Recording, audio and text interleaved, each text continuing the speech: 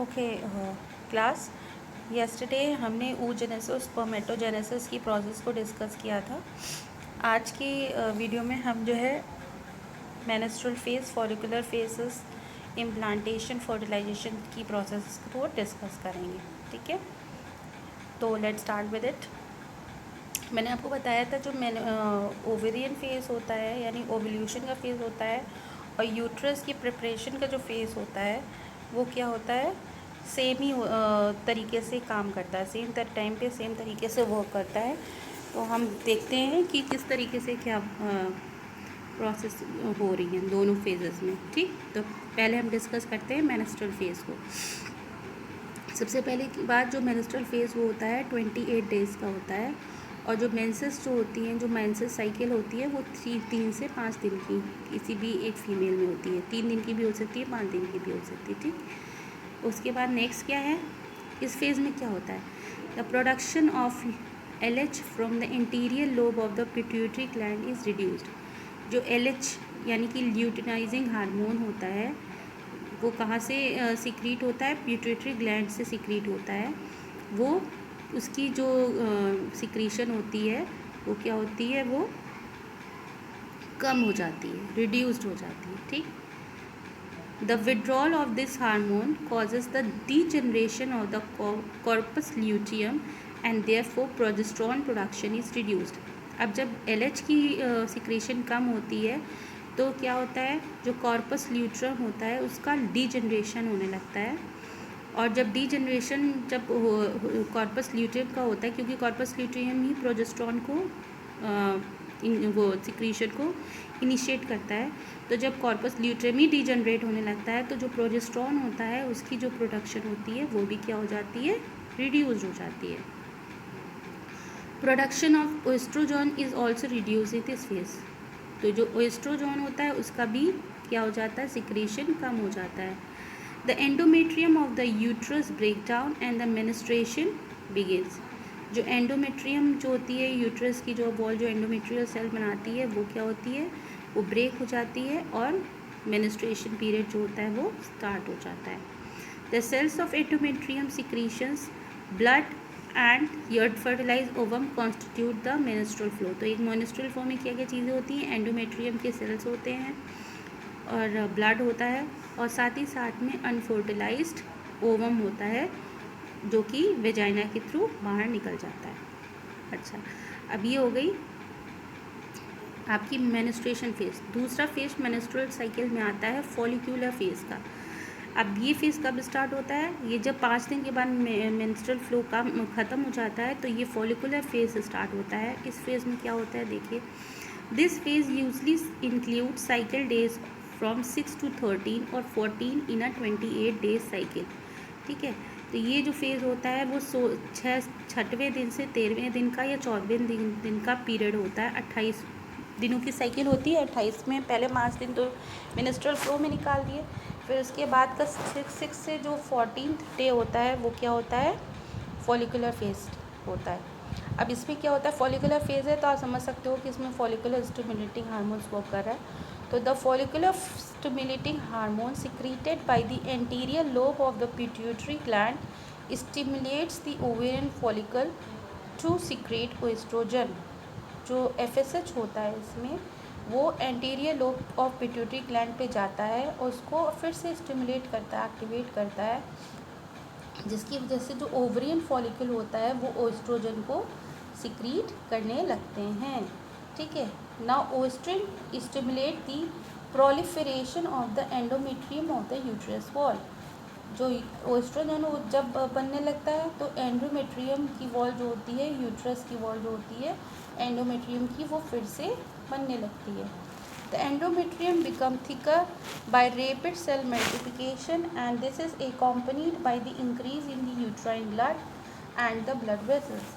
जो एंडोमेट्रियम की लाइन होती है वो थिक होती जाती है, क्यों, सेल्स का मल्टीप्लिकेशन होता जाता है और साथ में यूट्राइन ब्लड्स और ब्लड वेसल्स भी उसमें आ जाती हैं।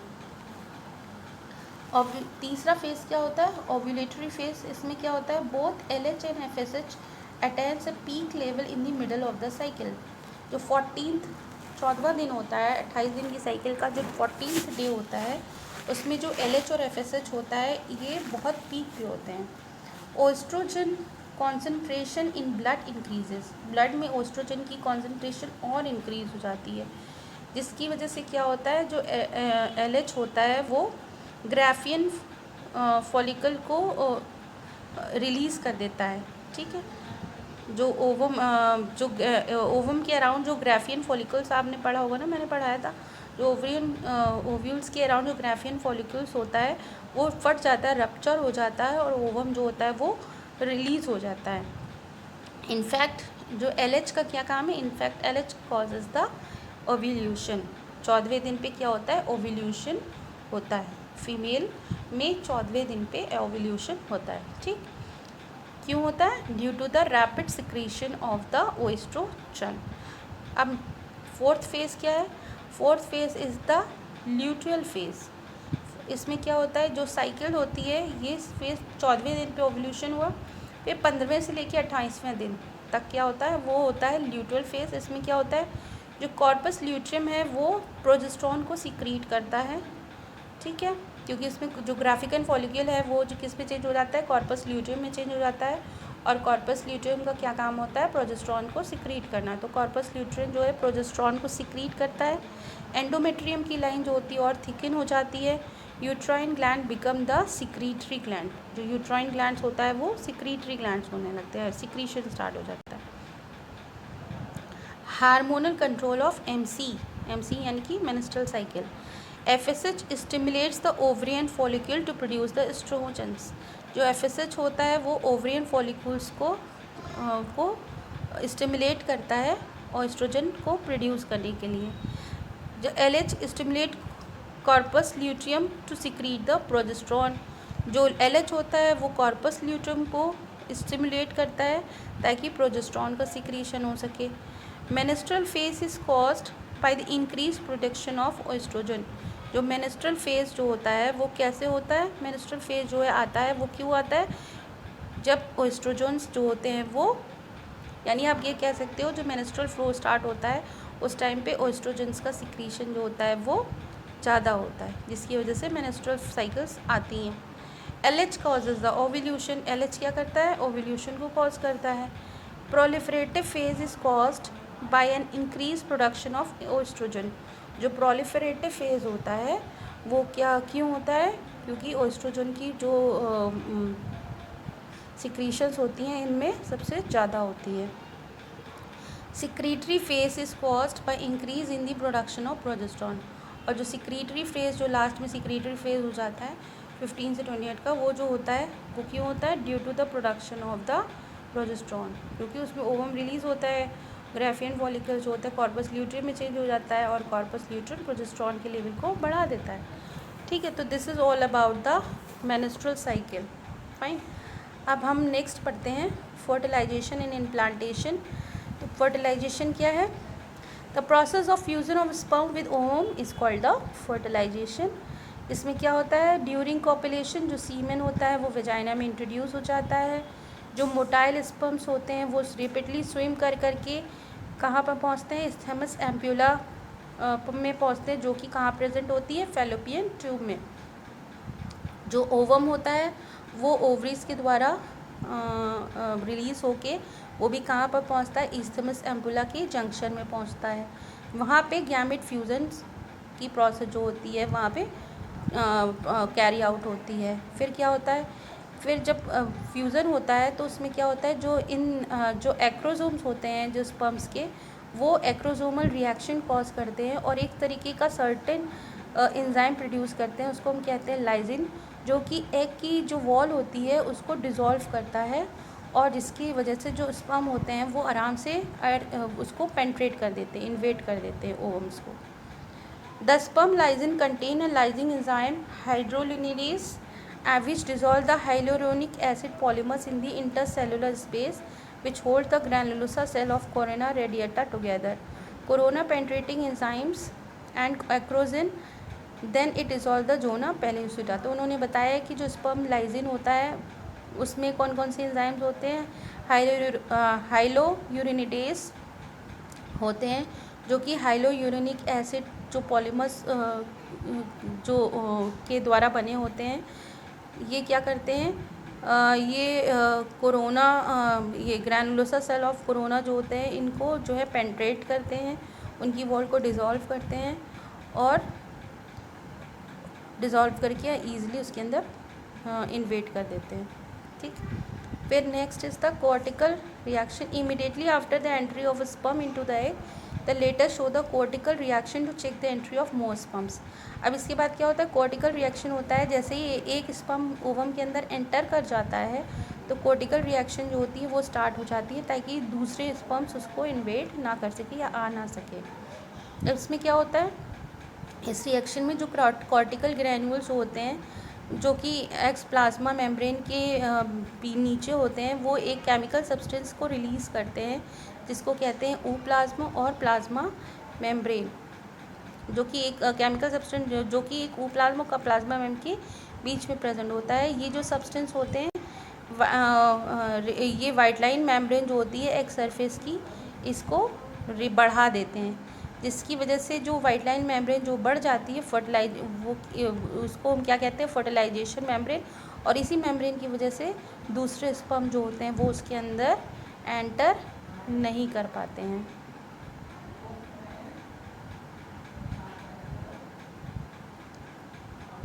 फिर क्या होता है इसके में, if the polyspermy occur, there is more than one sperm enter the secondary oocyte.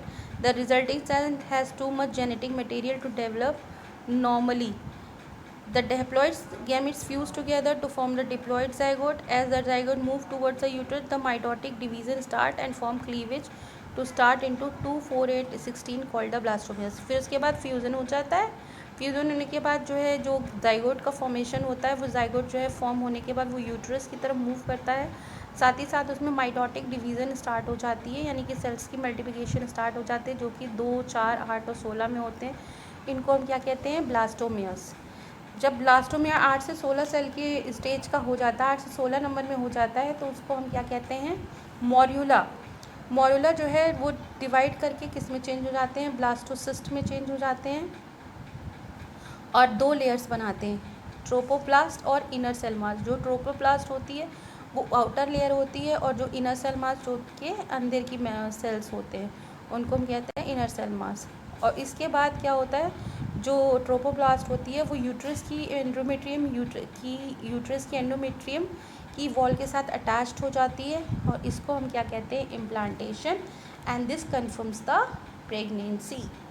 Okay, अब प्रेगनेंसी और एम्ब्रियोनिक डेवलपमेंट देखते हैं क्या है। The finger like projection on tropoblasts after the implantation is called the chronic villi that along with the uterine wall forms the functional unit between the developing embryo and the maternal body called the placenta. अब इसके बाद क्या होता है, जो trophoblast होते हैं उनमें एक फिंगर लाइक प्रोजेक्शंस होती हैं जिनको हम क्रोनिक विलाई कहते हैं। ये यूट्राइन वॉल के साथ मिलके एक तरीके की फंक्शनल यूनिट फॉर्म करती है जो कि डेवलपिंग एम्ब्रियो और मैटरनल बॉडी के बीच में एक लिंक होता है। इसको हम क्या कहते हैं, प्लेसेंटा। प्लेसेंटा जो है वो फीटस के साथ अम्बोलिकल कॉर्ड के साथ अटैच होता है और इसका क्या काम होता है, उस फूड को और ऑक्सीजन को एम्ब्रियो तक पहुंचाने का। ठीक, hormones HCG that is a human chorionic gonadotropin and the HPL human placental lactogen and relaxin are produced by the woman only during pregnancy by the placenta। तो 3 तरीके के हार्मोन जो होते हैं सिक्रीट होते हैं ड्यूरिंग प्रेगनेंसी। कौन कौन से, एक HCG जैसे human chorionic gonadotropin, HPL human placental lactogen and relaxin. ठीक, फिर क्या होता है, after implantation the inner cell mass differentiate into an outer layer called ectoderm and the inner layer called the endoderm. Implantation के बाद जो inner sales जो मास होते हैं वो भी फिर अगेन जो है डिवाइड हो जाते हैं, किसमें, आउटर लेयर यानी कि एक्टोडर्म में और इनर लेयर यानी कि एंडोडर्म में। A mesoderm soon appears between the ectoderm and the endoderm. उसके बाद मीजोडर्म मिडिल लेयर थोड़ी दिनों के बाद फिर उनके बीच में फॉर्म होती है। ये 3 लेयर जो है वो सारे तरीके के टिश्यूज़ और ऑर्गन्स को एक एडल्ट में डेवलप करने में हेल्प करते हैं। अच्छा, एक ये इम्पॉर्टेंट बात इन्होंने बताई है कि जो इनर सेल मास जो होते हैं उनके अंदर एक स्टेम सेल्स होते हैं जिनके अंदर ये कैपेबिलिटी होती है कि वो दूसरे टिश्यूज़ और ऑर्गन्स को डेवलप कर सकते हैं। उन स्टेम सेल से हम टिश्यूज़ और ऑर्गन उसी तरीके के हम डेवलप कर सकते हैं। In human after 1 month of pregnancy the embryo heart is form. Humans में क्या होता है, जैसे ही प्रेगनेंसी को 1 मंथ हो जाता है, कंप्लीट हो जाती है, तो जो एम्ब्रियो जो होती हैं उसका हार्ट जो है वो फॉर्म हो जाता है। और सेकेंड मंथ के एंड तक लिम्स और जो डिजिट्स होती हैं, सेक्स ऑर्गन्स होते हैं, वो फॉर्म होने लगते हैं, एक्सटर्नल सेक्स ऑर्गन फॉर्म होने लगते हैं। और 12th मंथ के एंड तक जो है जितने भी मेजर ऑर्गन्स होते हैं, इंक्लूड एक्सटर्नल जेनिटेलिया, सारी चीज़ें फुल डेवलप हो जाती हैं। जो फीटस का फर्स्ट मूवमेंट है वो 5th मंथ में ऑब्जर्व आप कर सकते हो। और at the end of the 24 weeks body is covered with the fine hairs. और 24 महीने ख़त्म होते होते तक जो एम्ब्रियो की बॉडी होती है उनमें फाइन हेयर्स हो जाते हैं, आइज़ हो जाती हैं, आईलिड्स बन जाते हैं और आइलैंड्स आर फॉर्म्ड। और 9th मंथ तक जो एक फीटस होता है वो पूरी तरीके से डेवलप हो चुका होता है। ठीक। पार्टीशन एंड लैक्टेशन क्या होता है? Partition is the process of delivery of fully develop fetus is called the partition. Delivery की प्रोसेस को हम क्या कहते हैं? पार्टीशन कहते हैं। Signals of partition originate from the fully developed fetus and placenta including the mild uterine contraction called a fetal ejection reflex। जब बच्चा पूरी तरीके से डेवलप हो जाता है तो जो प्लेसेंटा है वो यूट्राइन कॉन्ट्रैक्शंस जो होती है वो इंड्यूस करने लगती है। इसको हम क्या कहते हैं? फीटल इजेक्शन रिफ्लेक्स कहते हैं, जो कि ऑक्सीटोसिन को ट्रिगर्स करता है और एक्सीटोसिन को मतलब सिक्रीट करने में हेल्प करता है, इंड्यूस करता है।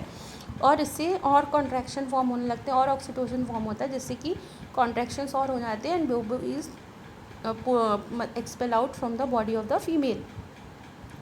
द मेमरी ग्लैंड्स क्या होते हैं? जो मेमरी ग्लैंड्स जो होते हैं फीमेल के, वो उसी टाइम पे मिल्क प्रोड्यूस करने लगते हैं। इसको क्या कहते हैं? लैक्टेशन। जो मिल्क होता है लैक्टेशन में, उसमें क्या होता है? क्लोस्ट्रम होता है, जिसके अंदर बहुत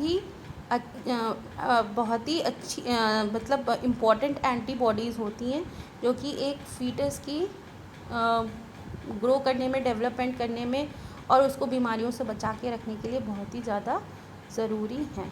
तो आई होप कि आप सबको ये चैप्टर अच्छी तरीके से क्लियर हो गया होगा। अगर कोई प्रॉब्लम हो तो आप लोग फिर से पूछ सकते हो। Make notes from it and अगर और अपनी नोट्स कंप्लीट करने के बाद मुझे आप लोग शो ज़रूर करिएगा, so that I can get to know कि आप लोगों ने सारी चीज़ें सही तरीके से लिखी हैं कि नहीं लिखी है। ठीक है, it is a very important chapter of your syllabus, so make your notes with through these videos. If you want तो I can give you the screenshot also after that, अगर आपको कोई प्रॉब्लम आती है तो। ठीक है, तो till that time take care and revise the content. Thank you very much. From tomorrow, from the next videos I will start my new chapter. Thank you.